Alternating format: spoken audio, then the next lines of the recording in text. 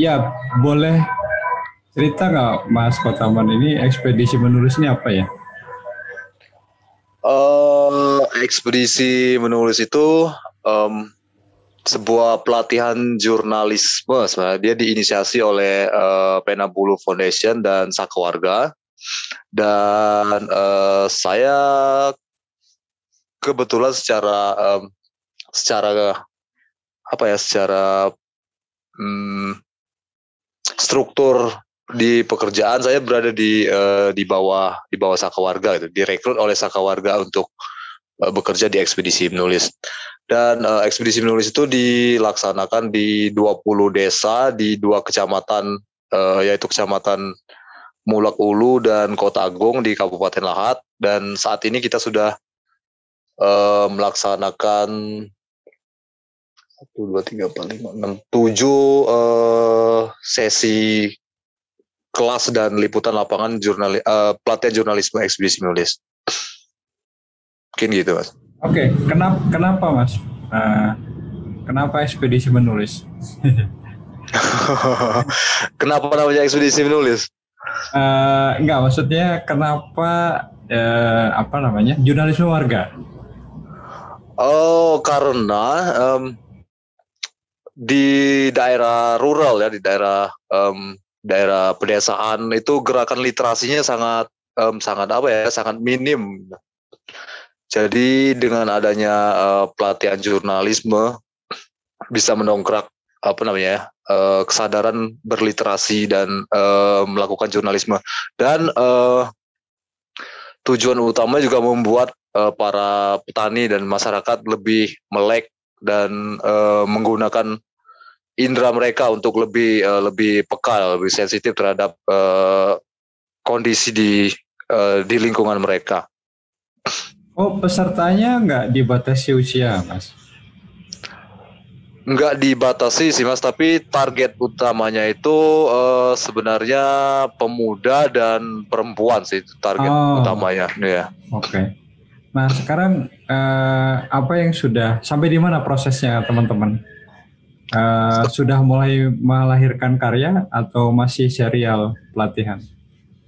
Eh itu pelatihan sekaligus langsung bikin outputnya langsung dikerjakan saat itu juga, Mas. Oh, oke. Ya, jadi wadahnya itu ada namanya sebuah platform digital namanya penatani.id. Jadi ada 2 hari ya, kelas dan liputan lapangan. Jadi hari pertama itu kita belajar teori jurnalisme warga dan jurnalisme umum, kemudian fotografi dan videografi basic, dan hari keduanya kita melakukan liputan lapangan.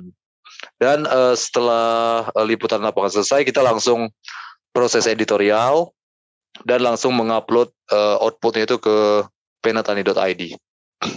Oke, menarik ya. Apa yang Mas Kotaman ketemui selama proses ini, Mas?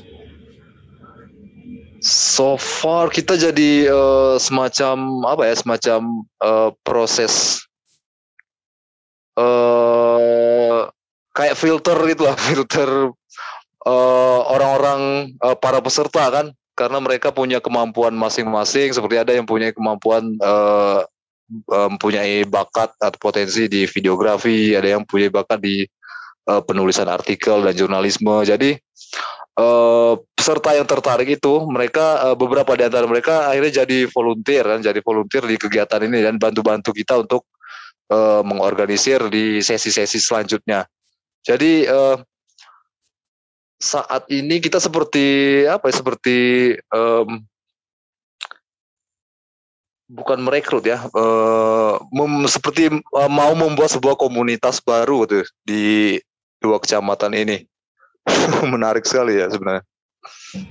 Nah, uh, saya berasumsi bahwa teman-teman peserta ini sebelumnya belum pernah punya pengalaman pelatihan jurnalistik ya. Tantangan yang utamanya apa, Mas? Yang Mas Kotaman temui? Tantangan utama ya membuka pikiran mereka dulu ya, dan seperti mungkin sudah kita tahu kalau di daerah rural, di daerah terpencil itu masyarakat kan cenderung curiga kan saat kita mau melakukan sebuah pelatihan atau sebuah kegiatan dalam bentuk yang baru. Dan mereka pikirnya kalau kita itu mau menawarkan jasa, bukan mau melakukan sebuah pelatihan berbasis komunitas dan seterusnya. Tapi dengan pendekatan yang cukup intensif lah sebelumnya, dan akhirnya kita berhasil melakukan pendekatan secara persuasif lah kepada peserta. Dan setelah sesi kelas dimulai dan kondisi interaksinya sudah mulai cair, mereka jadi berubah pikiran dengan sendirinya. Oke, ada potensi yang genuine nggak yang Mas Kotaman temui?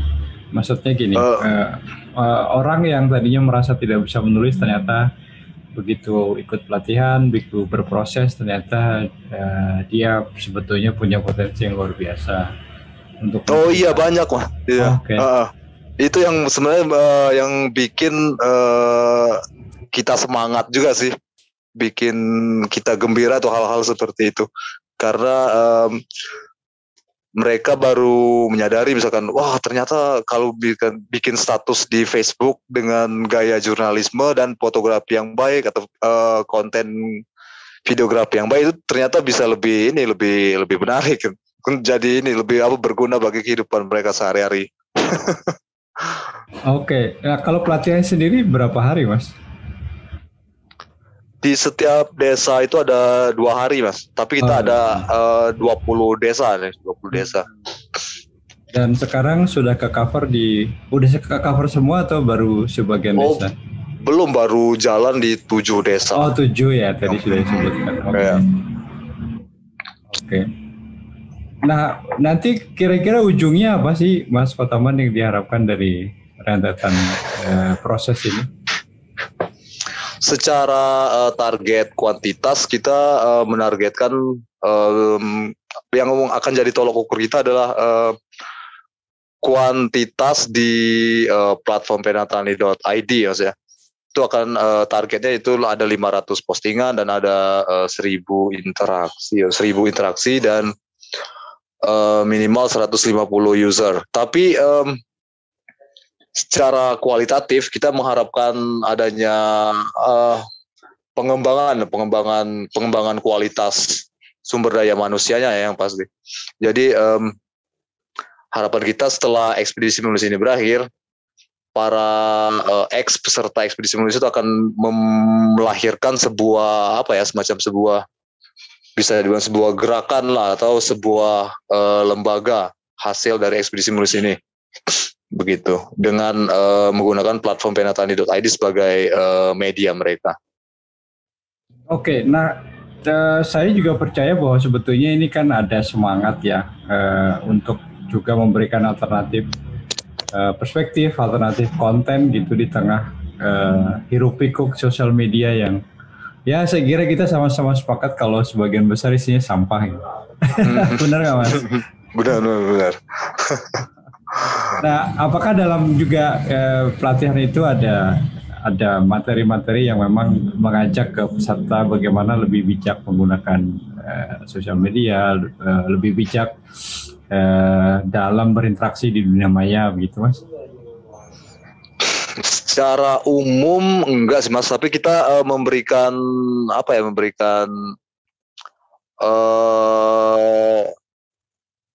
clue atau petunjuk bagaimana cara menulis yang baik tanpa menjatuhkan orang dan tanpa menyakiti orang lain lah. Misalkan kalau meskipun kita harus menceritakan sebuah fakta, tapi yang ditanam kepada peserta itu ada kepentingan dari kita, keperluan dari kita menceritakan fakta tersebut, apakah itu akan berefek pada kebaikan atau tidak. Dan kalau untuk cara bermedia sosial yang baik secara umum sih enggak, tapi kita membuat batasan-batasan tertentu di penatani.id, Mas. Oh, tentu dengan itu ya, batasan-batasan etis mungkin ya. Ya, betul.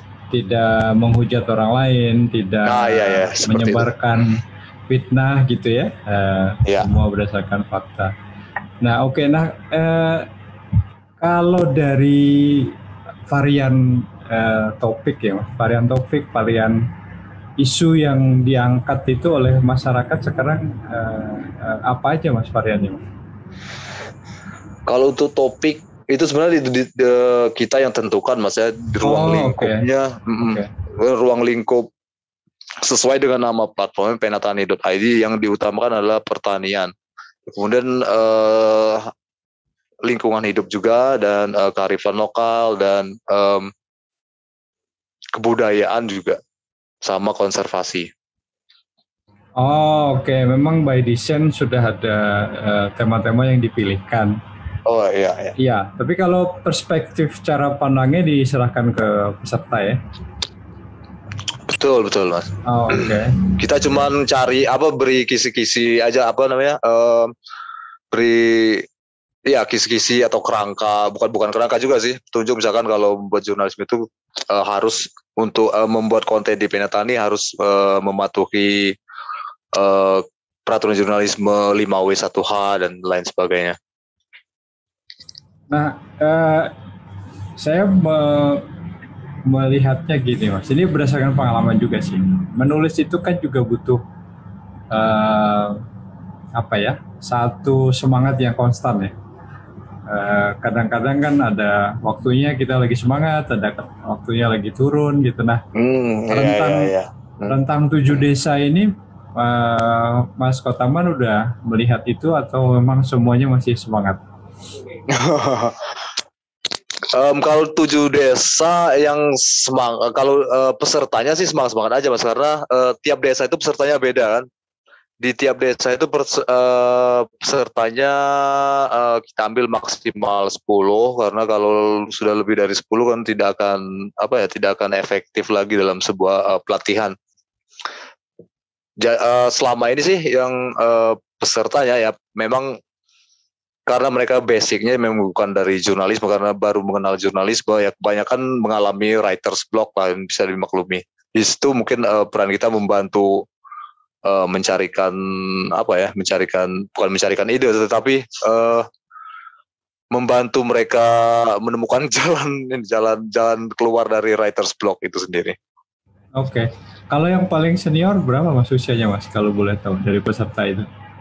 Peserta senior enggak didata juga umur pasti, tapi kalau dilihat secara ini mungkin sekitar 50-an ya. Oh iya? Oke. Ibu-ibu ya. Ada ibu-ibu di 50. Menarik dan tetap semangat ya ngikutin prosesnya. Oh iya, semangat banget malah. Kalau menggunakan bahasa Indonesia tidak ada kendala ya, Mas?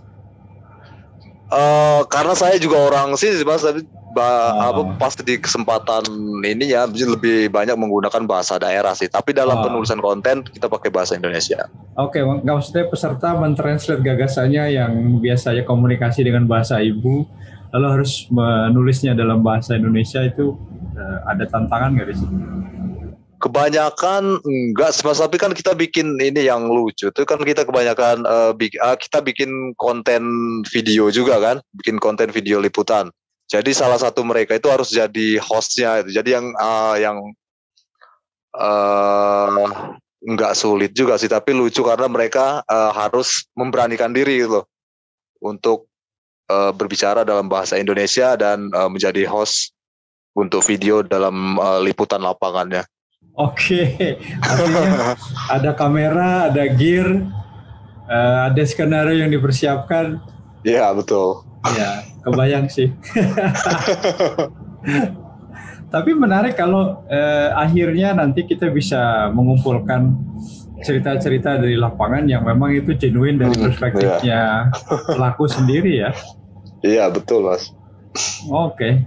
Nah, ini apakah dikombin dengan program lain, Mas?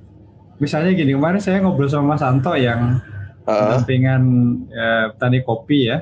Nah, apakah itu nanti juga mendukung cerita-cerita di lapangan apa yang sedang dilakukan oleh inisiatif lain?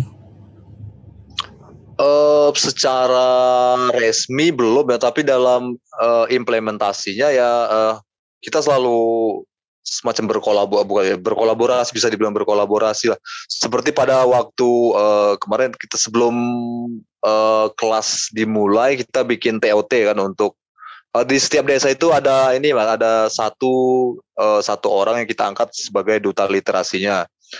Itu dia satu orang yang sudah mengikuti pelatihan jurnalisme sebelumnya ya, sebelum kegiatan ekspedisi menulis. Nah, jadi pas pada saat kegiatan TOT itu kita berkolaborasi dengan BUMDes binaan Pena Bulu Foundation di desa Singapura namanya. Dan mereka BUMDes itu programnya peningkatan kualitas kopi kan, membuat kopi pengelolaan pasca panen dengan standar internasional lah.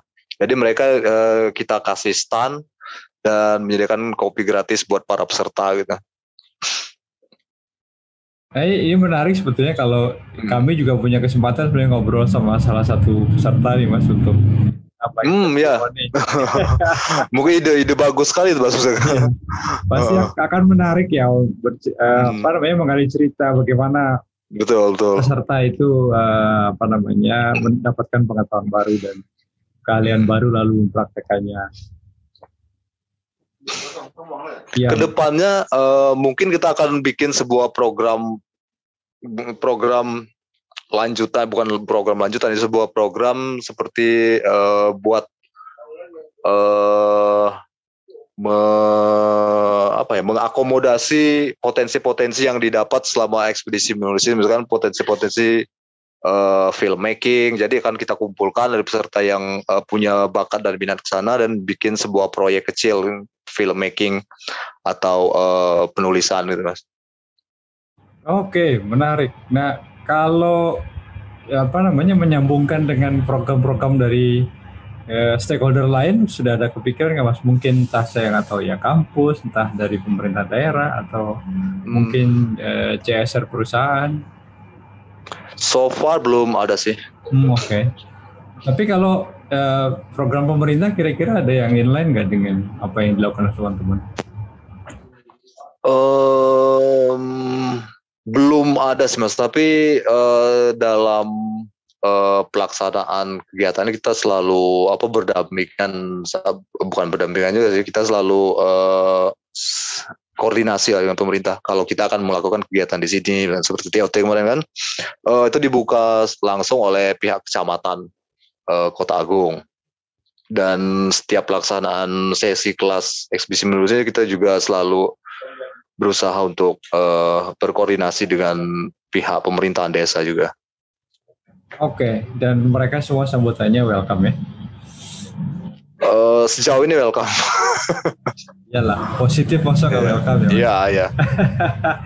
Nah, kalau boleh tahu nih Mas Hotaman ya, selama prosesnya ini apa sih yang ada nggak hal baru yang ditemui sama Mas Hotaman dalam yang tidak pernah dibayangkan sebelumnya, tiba-tiba ada hal menarik yang ditemui dalam perjalanan pendampingan ke warga ini untuk mengajari menulis?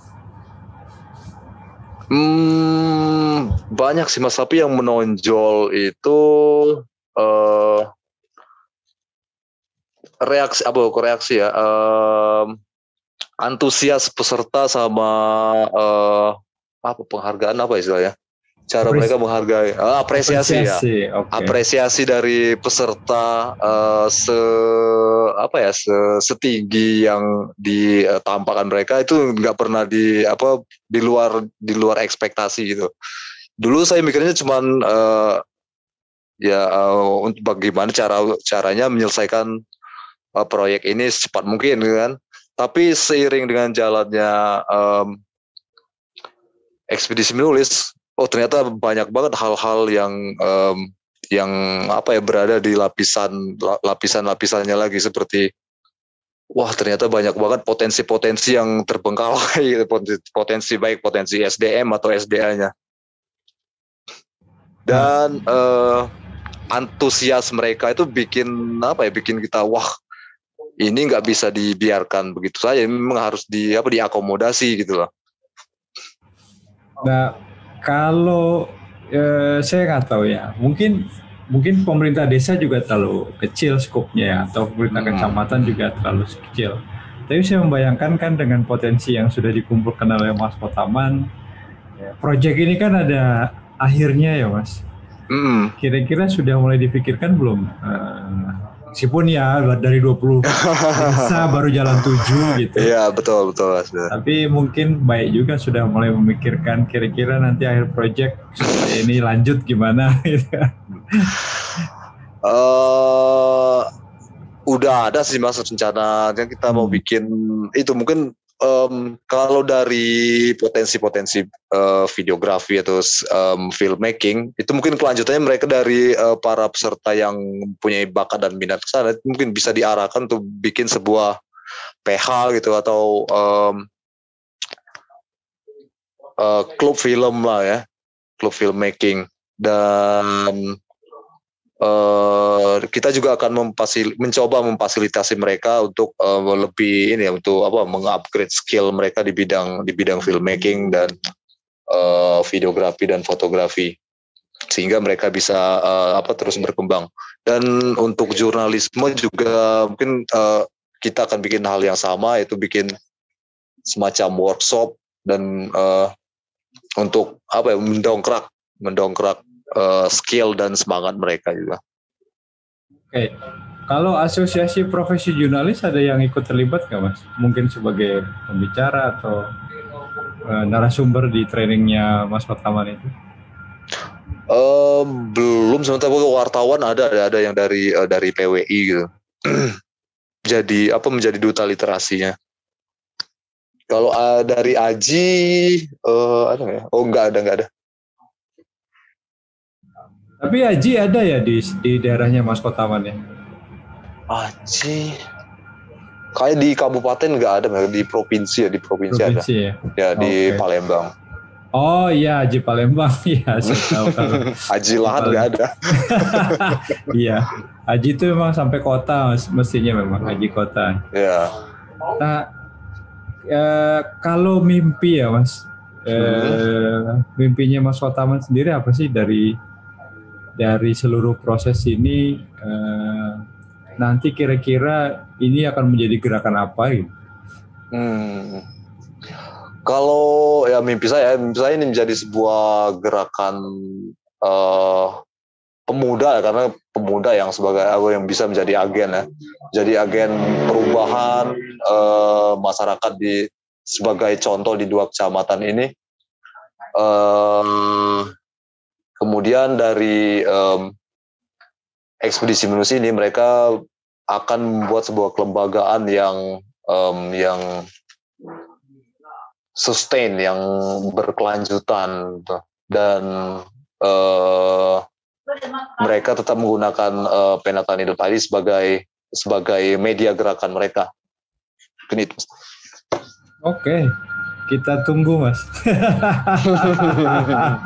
Amin. Hasil karya-karyanya. Tapi mungkin nanti kalau ada yang bisa kami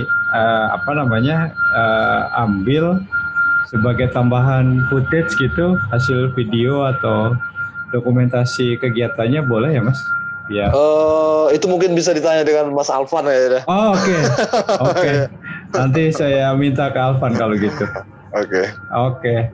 Sip, terima kasih banyak nih Mas Kotaman, meskipun ngobrolnya sebentar, tapi saya kira ini ceritanya menarik ya, luar biasa prosesnya. Mudah-mudahan kita bisa ngobrol lagi nanti kalau prosesnya sudah selesai pelatihannya, lalu teman-teman mulai mengumpulkan karya-karya ini dan kemudian menjadi gerakan lebih besar gitu. Nanti menarik untuk kita lihat lagi. Ya. Oke. Oke Mas Danar. Terima kasih sekali lagi Mas Kotaman. Sukses terus ya. Sehat-sehat selalu. Thank you. Amin.